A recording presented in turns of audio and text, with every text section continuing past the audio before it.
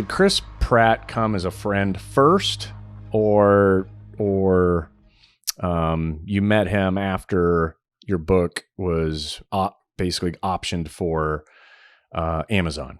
Yeah, so it's kind of a unique story, and it doesn't lend itself to just that one-word answer of what came first. It was I got a call from a buddy whose name is Jared Shaw, and he was very secretive about it. But now that he has an actual role in this series coming up, he's not going to be able to stay secret much longer. But team guy buddy that called me out of the blue in November of 2017, and the book wasn't coming out until March of 2018. So had a few months there, and I got a call. Hadn't talked to him in about 5 years. And he calls me out of the blue and he says, hey man, first he asked me if I remembered him. And I was like, of course I remember you. How's it going? And he said, well, hey man, I always wanted to call you and say, thank you for what you did for me in the SEAL teams. And I couldn't even remember what it was. And he said, you sat me down in your office. You talked to me about transition. You introduced me to people in the private sector. Nobody else cared enough to do anything close to that. And I always wanted to say, thank you. I was like, of course, man, how's it going?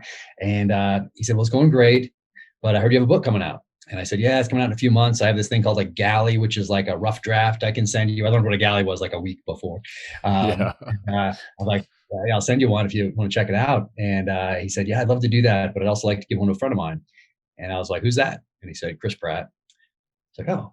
And even more interesting is that as I was writing, I thought of Chris Pratt playing the main role of James Reese. And I had no idea there was a connection to him. And I also pictured Antoine Fuqua directing. And of course, he did Training Day and Tears of the Sun, and Magnificent Seven, and The Equalizer, and Shooter, and he's the guy who's directing it now. But anyway, Jared gets it, amazing, reads it in November, early December, just to make sure it's not horrible. Then you can get it. Yeah, and because he has political, we all have political capital. You got to make sure. Oh yeah. So he's like, wow, this is amazing, and he gave it to Chris. And Chris read it on December 28th of 2017. And then he called the first week in January and wanted to option it. So then we met up after that and got to be good friends. So that's got it. So, I mean, I've heard different ways of, how you get a book on the big screen. Now these days it's more like on the small screen, but still just as great. And, having an A-lister walk it for you is definitely the better way to go, right?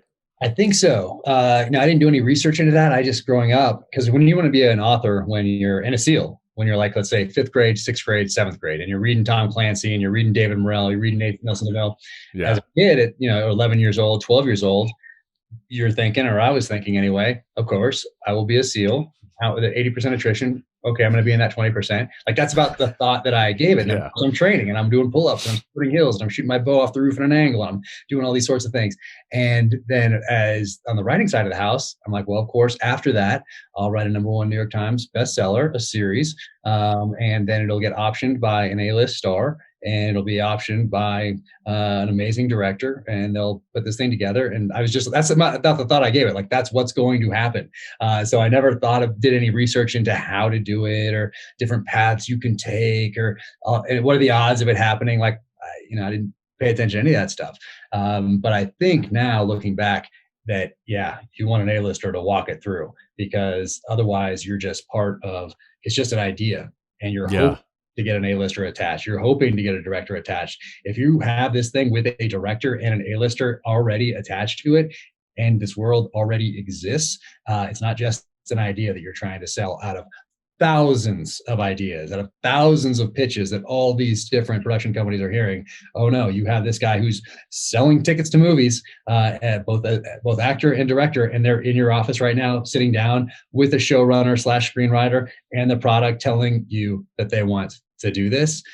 Well, that just took a whole load of questions and a whole lot of work off the table for that production company, and makes it a whole lot easier to say yes. So in my very limited experience in Hollywood, I would say that, it's ideal to have somebody walk it through. But then the opposite can be true as well. I've heard that Stallone has always wanted to do something on Edgar Allan Poe, and he's been wanting to do that for as long as I've been following him, which is very early, which is Rocky days, and that hasn't happened. So I guess there are all sorts of factors that are involved, but yeah, regardless, this was a good way to get the terminal list brought to into a series. So I feel very fortunate. Yeah, dude, that's because I think you and I've had this conversation. I've had 100 Deli Skills optioned God, probably 6, 7 different times, right? And to be a show. And the people always had, some pretty cool but different ideas on how this show would look. One was more of a competition show, another was more of like a how-to, do it yourself kind of thing. They were all cool. And but it went the kind of the more traditional route where, you have a production company hit you up and say, hey, we want to option it, and then they put together a pilot, and then they throw the pilot around to 6 or 7 networks, and then you get a network to hopefully say yes, and then you got to wait on that yes, because then now it's okay, money, right? Now we got to fund it, and then you wait for the green light. So I had the green light all the way through discovery, right?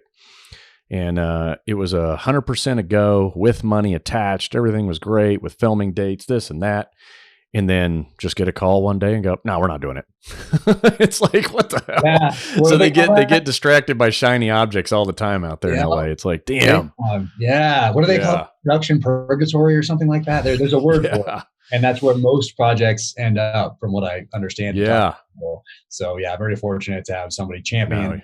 You're crushing it. The system. Timing was good too. It wasn't when they optioned it, because it's like early January 2018, so there's no COVID yet. Everybody is not just stuck in their house.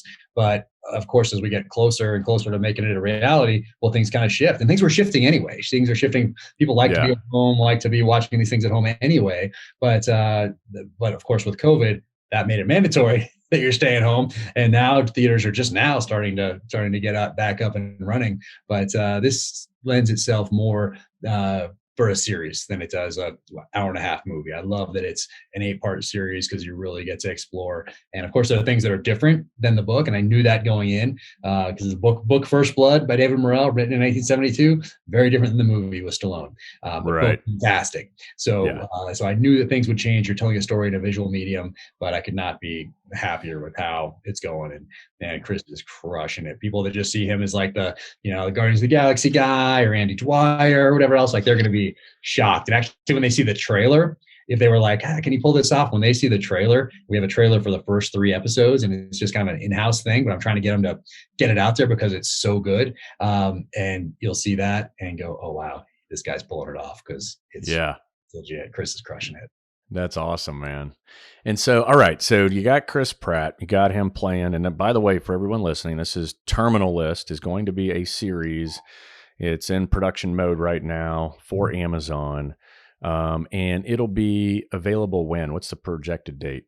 I'm not sure. They finish in the next few months here. It takes a long time to film. To get 8 hours of content for a show like that, that's a lot of time. So they'll finish it up at the end of the summer, and then it goes into post-production and whatever, editing and all that sort of thing, getting packaged up and getting it all smoothed out, and color treatments and everything that they have to do in post-production through the end of the year.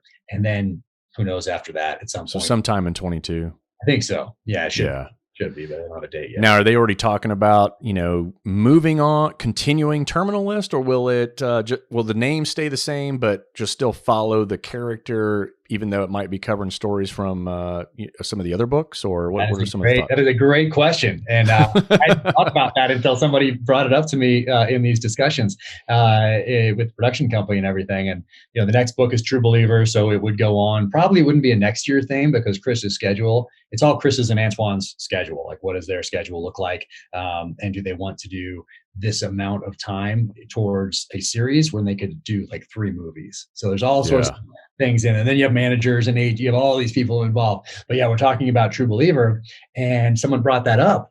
And I thought, you know what? Yeah, if this one does well out of the gate, and people are associating Chris Pratt with this character, with something called the Terminal List, well, I think it makes sense to call season 2 the Terminal List, True Believer. True Believer. Yep. Yeah. Otherwise, you're like starting over. You're not building off that base. I mean, you are to a certain extent, but you're losing a few people that are distracted also by all the other things that you're distracted by these days. So it makes sense to build off that foundation and keep that name the same, I think, going forward. That was my input anyway. Yeah, no, that's such a great progression in such a short period of time for you, man. I'm proud of you, and it's just an awesome thing. You're listening to Can You Survive This Podcast? Thanks for tuning in. Please make sure to subscribe, rate, and share on the iHeartRadio app, Apple Podcasts, or wherever you get your favorite shows.